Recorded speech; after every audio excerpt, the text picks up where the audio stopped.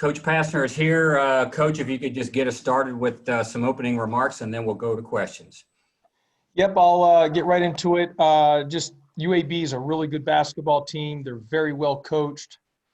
They got a lot of really good players. Coach Kennedy is one of the best coaches in the country, and they've got some really good players that can really score the ball. They're averaging almost forcing teams in about 18 turnovers a game. They really defend. They play multiple defenses. They run a lot of good actions. They're a good basketball team. So if we're fortunate enough to win the game at UAB, it'd be one heck of a win. We're going to have to play, really, really well if we want to have a chance to be successful. Okay, you raise your hand in the app, and we'll go to questions, and we'll start with Kelly Quinlan with Rivals. Hey, Josh. Obviously, Andy Kennedy, pretty good coach, and they have a team that's got a lot of new faces on it, a lot of transfers and JUCOs and those kinds of kids. Does that make it a little more difficult to kind of gauge what to expect for this kind of game as they're just kind of getting to know their team as well? Well, I mean, they've played 8 games and they're 7-1, and they've got multiple guys. Both in the guards. They got the kid Trey Jemison, who was at Clemson, who we recruited in the middle there. Coach Kennedy, they run good stuff for their perimeter players to get them great looks. And we're going to have to really be great defensively and really valuing the ball. But they've got multiple guys who can, go get buckets. So we're going to have to be really good defensively, Kelly. Let's go to Rod McKenzie with 247 Sports. Go ahead, Rod.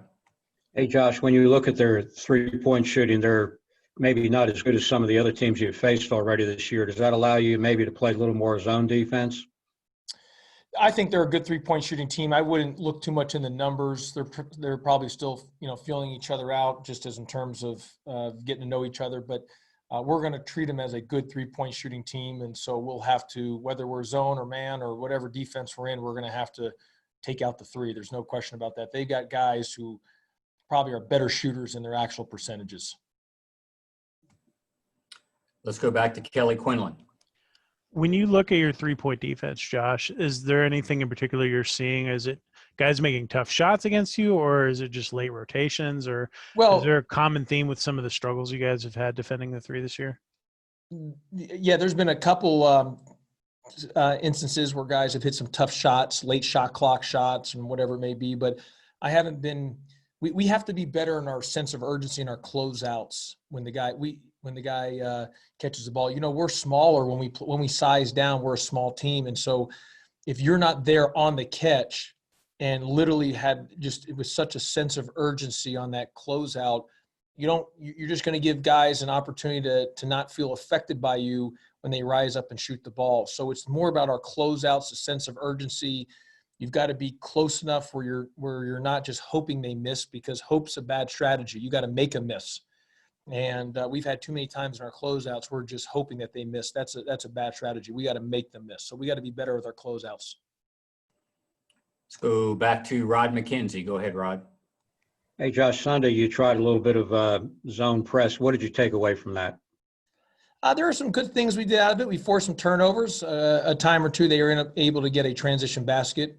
But it's something to look at, and we'll keep, tinkering with it and working at it and just, have it in our arsenal as we continue to move down the path of these games. We'll go back to Kelly Quinlan. Go ahead, Kelly. Rodney showed a little bit of signs there. He obviously physically probably more ready to play than Saba at this point. What do you need to see from him to get him more into the rotation?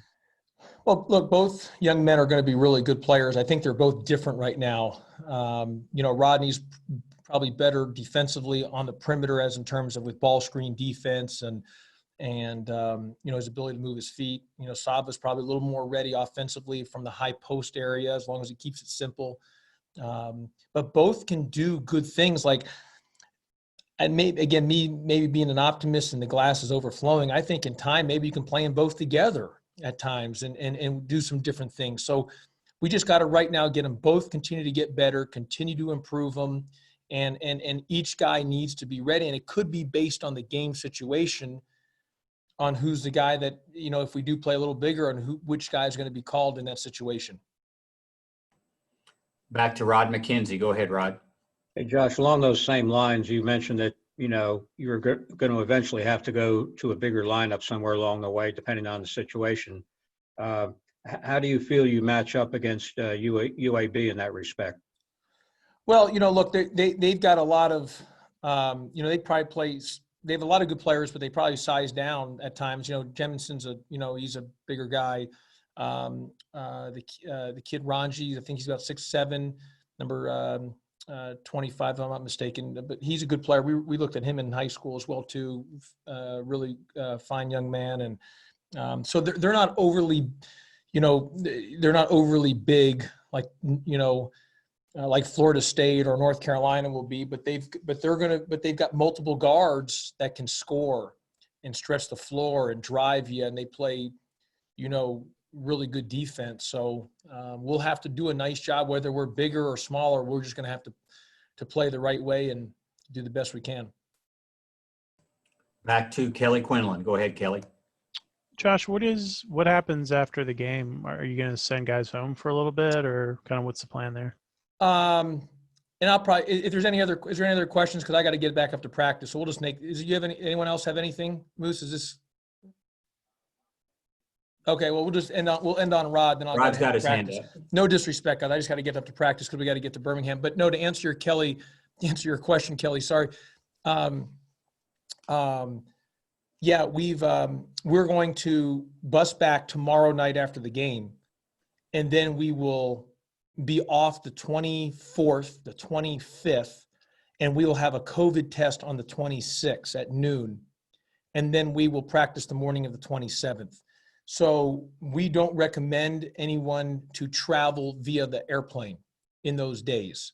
So look, most people are kind of here in Atlanta as it is. I don't think they're really gonna have an opportunity to go home. If I'm using a guy like Tristan Maxwell or Moses Wright, they would drive home to Raleigh or to North Mecklenburg. So, but it would just be a quick turnaround because we have to be back for a COVID test at noon on the 26th. And that is, and our guys have been here for a while, Kelly. Since pretty much late June, early July, and they have not gone home because of the COVID. Even early on when we had a 14-day shutdown back in over Labor Day. And the reason why I went to non-contact practices, so we avoided that again. They didn't go home because we were in isolation or quarantine, and quarantine at the hotel at the Georgia Tech, where they put the students and all that stuff. So it's been a long thing. So they'll have a couple-day break, but then we'll get right back into it, getting ready for Carolina. All right, last question from Rod. Go ahead, Rod. But if anyone else has another question, go ahead and ask. Rod, go ahead. You got the last question. Okay, go ahead, Rod. You guys can always call me. You call Moose or email me. You guys, I'm pretty accessible. You guys know that. If there was anything pressing, go ahead, Rod. You look at UAB, high scoring offense, averaging about 80 points a game. Is transition defense going to be big in this game for you?